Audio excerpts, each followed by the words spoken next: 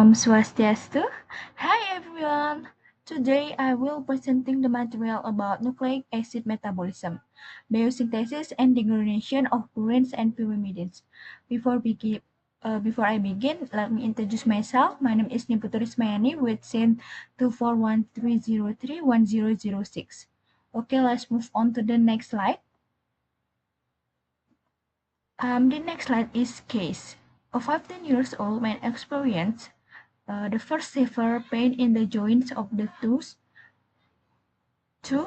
Swelling and redness of the joints, and the last, increased blood uric acid level, hyperuricemia.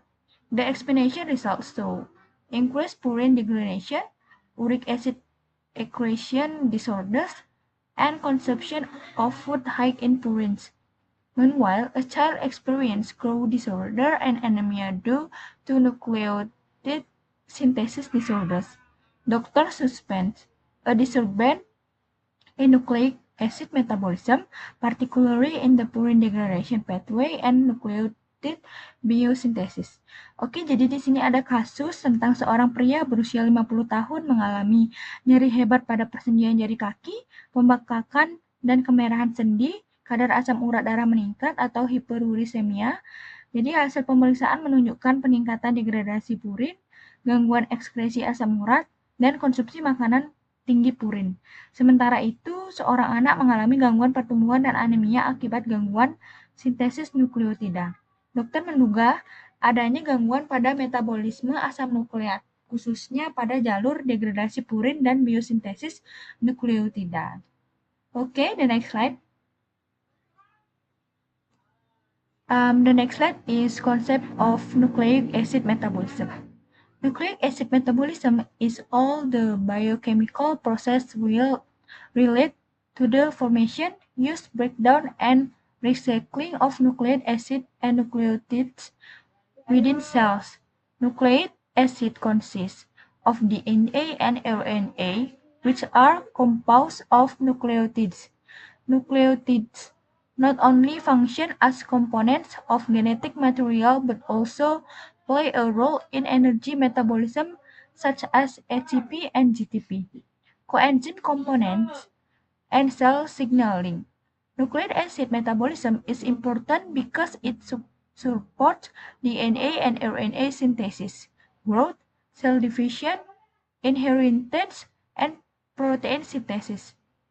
Disruption of this process can lead to diseases such as gout, anemia, immune disorders, and genetic disorders. Jadi di sini ada pertanyaan studi kasus tentang konsep metabolisme asam nukleat. Jadi jelaskan pengertian metabolisme asam nukleat dan pentingnya bagi sel. Jadi di sini ada metabolisme asam nukleat adalah seluruh proses biokimia yang berkaitan dengan pembentukan, penggunaan, pemecahan, dan ulang asam nukleat serta nukleotida di dalam sel. Asam nukleat terdiri dari DNA dan RNA yang tersusun atas nukleotida. Nukleotida tidak hanya berfungsi sebagai penyusun materi genetik, tetapi juga berperan dalam metabolisme energi seperti ATP dan GTP, komponen koenzim, serta pengatur sinyal sel. Jadi metabolisme asam nukleat penting karena mendukung sintesis DNA dan RNA, pertumbuhan, pembelahan sel, pewarisan sifat, dan sintesis protein. Gangguan proses ini dapat menyebabkan penyakit seperti gout, anemia, gangguan imun, dan kelainan genetik. Okay, the next slide. The next slide is purine and pyrimidine structure. Purine and pyrimides are nitrogenous bases that make up the nucleotides in DNA and RNA. Purines have two nitrogenous rings, such as adenine and guanine, while pyrimides have one nitrogenous ring, such as cytosine, thymine, and uracil. This base pair specially in DNA and RNA to store and transfer genetic information.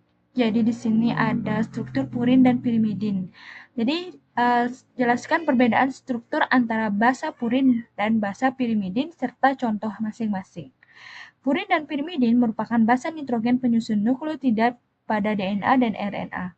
Purin memiliki struktur 2 cincin nitrogen dengan contoh adenin dan guanin, sedangkan pirimidin memiliki 1 cincin nitrogen dengan contoh sitosin, timin, dan urasil. Basa-basa ini berpasangan secara spesifik dalam DNA dan RNA untuk menyimpan serta mentransfer informasi genetik. Okay, the next slide.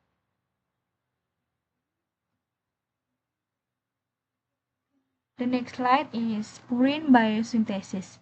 Purine biosynthesis is the process of forming purine nucleotides from simpler molecules via the de novo pathway. This process begins with ribose 5-phosphate, which then form inositol monophosphate EMP. The primary precursor of AMP and GMP. Purine biosynthesis requires amino acids such as glycine, glutamine, and asparated carbon dioxide and ATP energy. This pathway is essential for the synthesis of DNA, RNA, and energy molecules in cell. Jadi di sini ada biosintesis purin yang dimana jelaskan tahapan umum biosintesis purin dan bahan baku utama yang diperlukan. Biosintesis purin adalah proses pembentukan nukleotida purin dari molekul sederhana melalui jalur de novo. Proses ini dimulai dari ribosa 5-fosfat yang kemudian membentuk inosinat monofosfat atau IMP sebagai prekursor utama AMP dan GMP. Biosintesis purin memerlukan asam amino seperti glisin, glutamin, aspartat, karbon dioksida, dan energi ATP. Jalur ini penting untuk sintesis DNA, RNA, dan molekul energi dalam sel. Okay, the next slide. The next slide is pyrimidine biosynthesis. Pyrimidine biosynthesis is the process of pyrimidine-based formation, beginning with the formation of a pyrimidine ring before combining with ribose phosphate. This process produces uridine monophosphate UMP, which can then be converted into cytidine and thymidine. Pyrimidine biosynthesis is essential for the formation of DNA and RNA and support cell division and growth. Jadi di sini ada biosintesis pirimidin, jelaskan mekanisme biosintesis pirimidin dan perbedaannya dengan biosintesis purin. Biosintesis pirimidin adalah proses pembentukan basa pirimidin yang dimulai dari pembentukan cincin pirimidin terlebih dahulu sebelum bergabung dengan ribosa fosfat. Jadi proses ini menghasilkan uridin monofosfat atau UMP yang kemudian dapat diubah menjadi cytidine dan thymidine.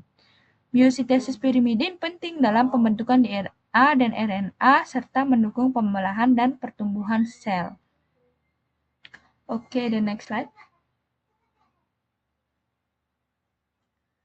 The next slide is regulation of nucleotide biosynthesis.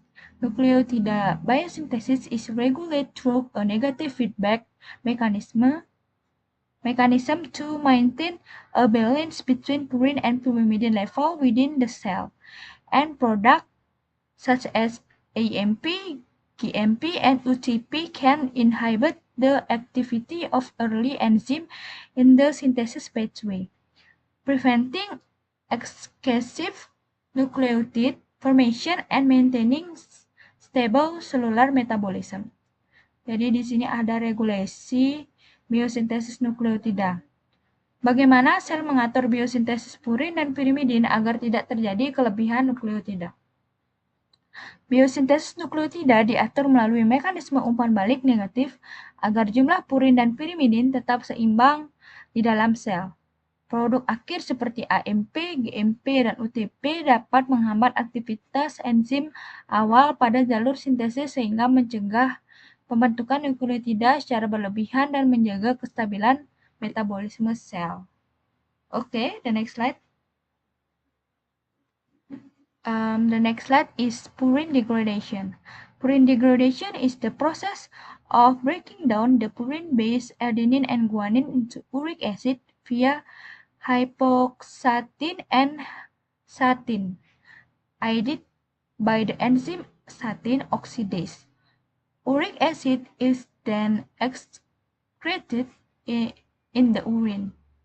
If uric acid production increase or its excretion is impaired, hyperuricemia and gout can occur. Jadi di sini ada degradasi purin, jelaskan jalur degradasi purin hingga terbentuk asam urat.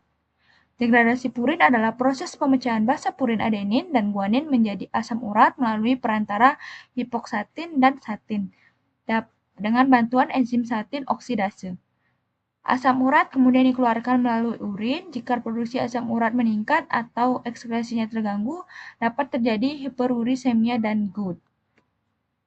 Okay, the next slide. The next slide, hyperuricemia case analysis.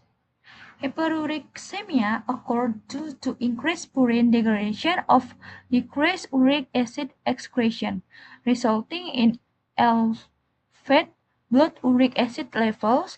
The buildup of uric acid crystals in the joint can lead to gout, which is characterized by pain, swelling, and inflammation, particularly in the joints.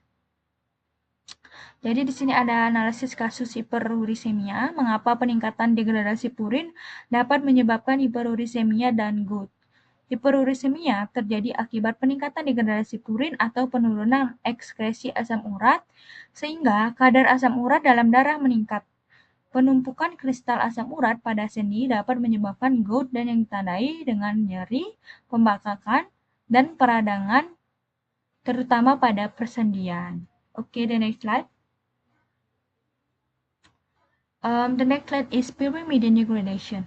Pyrimidine degradation is the process of breaking down cytosine, thymine, and uracil into simpler compounds such as beta-alanine, beta-aminoisobutyrate, carbon dioxide, and ammonia. Unlike purine degradation, this process does not produce urine acid and therefore rarely cause crystal buildup in the body. Jadi di sini ada degradasi pyrimidin. Jelaskan hasil akhir degradasi pyrimidin dan mengapa tidak menyebabkan penumpukan asam urat.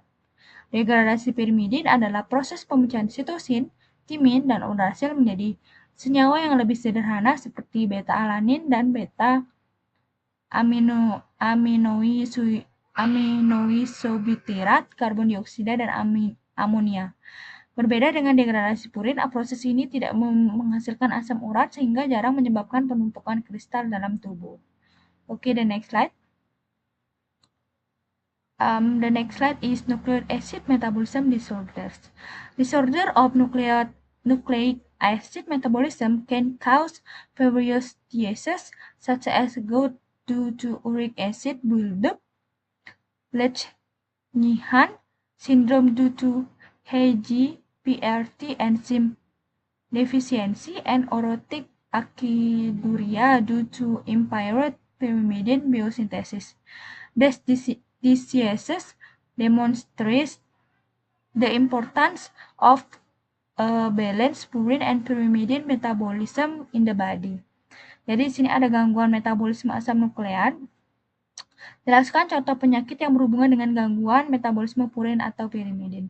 Gangguan metabolisme asam nukleat dapat menyebabkan berbagai penyakit seperti gout akibat penumpukan asam urat, sindrom Lesch-Nyhan akibat defisiensi enzim Hg-PRT, serta orotic aciduria akibat gangguan biosintesis pyrimidin.